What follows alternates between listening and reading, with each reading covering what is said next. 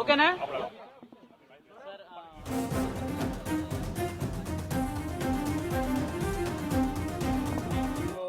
జరిగినటువంటి వరద వల్ల జరిగిన నష్టం వాటన్నిటిని కూడా అంచనా వేసి లెక్కలతో సహా ఈరోజు డిజాస్టర్ మేనేజ్మెంట్ నుంచి కావలసినటువంటి సమాచారంతో సాయంత్రం పూట మన అమిత్ షా గారిని కలవబోతా ఉన్నాం. అట్లాగే ఇప్పుడు ఆర్థిక శాఖ మంత్రులు శ్రీమతి నిర్మలా సీతారామన్ గారిని కూడా కలిశాం. రాష్ట్రానికి సంబంధించినటువంటి ఆర్థిక పరిస్థితులు, అట్లాగే లోన్ రీస్ట్రక్చరింగ్ సంబంధించినటువంటి అంశాలు, ఇతరత్ర అంశాలు, ముఖ్యంగా రాష్ట్రంలో విరివిగా విస్తారంగా సాగు చేస్తున్నటువంటి పామాయిల్కి సంబంధించిన దానిపైన, క్రూడ్ ఆయిల్ పైన విధించేటువంటి సుంకాలని తగ్గించడం వల్ల రైతులు నష్టపోతా ఉన్నారు. కాబట్టి పెంచమని ఆ సుంకాన్ని, ఇతరత్ర లోన్ రీస్ట్రక్చరింగ్ గురించి, కొన్ని ఎడ్యుకేషనల్ ఇన్స్టిట్యూషన్స్ గురించి కావాల్సినటువంటి ఆర్థిక సాయం గురించి వారికి ప్రత్యేకంగా రిప్రజెంటేషన్స్ ఇవ్వడం జరిగింది. వాళ్ళు సానుకూలంగా స్పందించారు.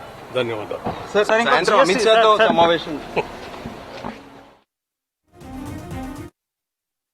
ఈరోజు ముఖ్యంగా తెలంగాణ రాష్ట్రానికి సంబంధించి national mission for edible oils program కింద పెద్ద ఎత్తున ఆయిల్ ఫామ్ సాగు మొదలుపెట్టడం జరిగింది. గతంలో కేవలం ఖమ్మం జిల్లాకే ఉన్నటువంటి ఈ ఆయిల్ ఫామ్ వ్యవసాయం ఈనాడు తెలంగాణలో ఉన్నటువంటి 31 జిల్లాల్లో కూడా ప్రారంభించాము.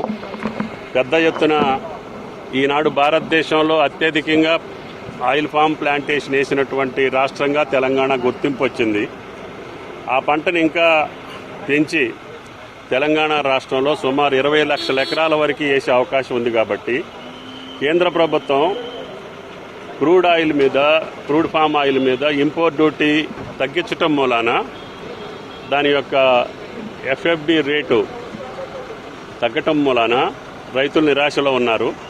కాబట్టి కేంద్ర ప్రభుత్వం దాన్ని మళ్లీ పునరాలోచించి గతంలో ఉన్నటువంటి 44%ని ఇంపోర్ట్ డ్యూటీని ఇంపోజ్ చేయవలసిందిగా కేంద్ర ప్రభుత్వాన్ని అభ్యర్థించడం జరిగింది. గతంలో 0 ఉంది ఇంపోర్ట్ డ్యూటీ, దాన్ని 26% చేశారు. మళ్లీ దాంట్లో నుంచి మొన్న 10% తగ్గించారు. ఇప్పుడు కేవలం 16.5% ఉంది.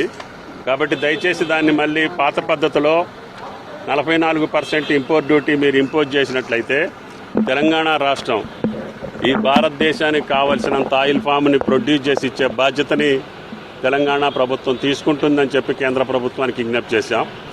దాంతో పాటు ఎంజీపీ మినిమం గ్యారంటీ ప్రైస్ ఇప్పుడు సుమారు 19,000 ఉంది ధర. దాన్ని 25,000కి మీరు మినిమం గ్యారంటీ ప్రైస్ డిక్లేర్ చేస్తే, ఒకవేళ 25,000కి తగ్గినా కేంద్ర ప్రభుత్వం భరాయించేటటువంటి పరిస్థితిని మీరు క్రియేట్ చేస్తే భారతదేశ వ్యాప్తంగా 70 లక్షల ఎకరాలు ఆయిల్ ఫామ్ సాగు చేసే అవకాశం ఉంటుంది. అప్పుడు ఈ 1,50,000 కోట్లు పెట్టి ఇంపోర్ట్ చేసుకునే బాధ కూడా తగ్గుద్ది. విదేశ మార్గ ద్రవ్యం మిగులవుతుంది, భారతదేశానికి మేలు అవుతుంది, రైతాంగానికి ఉపయోగపడుతుంది అని చెప్పి ఆర్థిక మంత్రి గారికి చెప్పడం జరిగింది.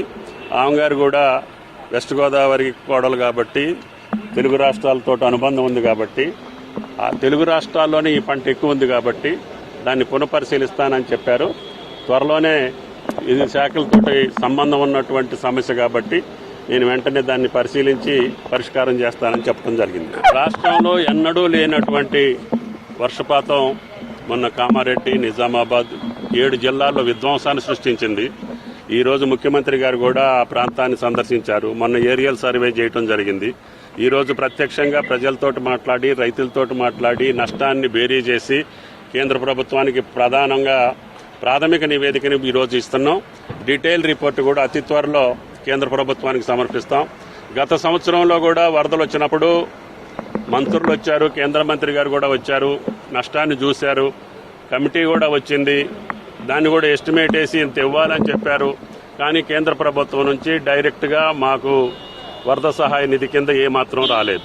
వాళ్ళు రెగ్యులర్గా ఇచ్చే ఎస్డీఆర్ఎఫ్ తప్ప ప్రత్యేకంగా తెలంగాణ రాష్ట్రానికి ఇంతవరకు వరద నష్టానికి కేంద్ర ప్రభుత్వం ఎప్పుడు ఇవ్వలేదు.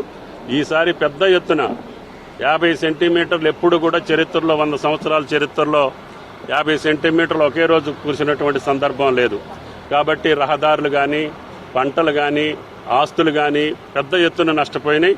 కాబట్టి దయచేసి వెంటనే కేంద్ర ప్రభుత్వం స్పందించి ఆయా రాష్ట్రాలకి మిగతా రాష్ట్రాలకి ఏ రకంగా ఇస్తున్నారో గుజరాత్ బీజేపీ పాలిత రాష్ట్రాలకి స్పెషల్ గ్రాంట్ కింద మాకు కూడా మేము 5,000 కోట్లకి నష్టం జరిగిందని చెప్పి ప్రాథమిక నివేదిక ఇస్తున్నాం. రేపు డీటెయిల్ రిపోర్ట్ కూడా పంపిస్తామని చెప్తాం.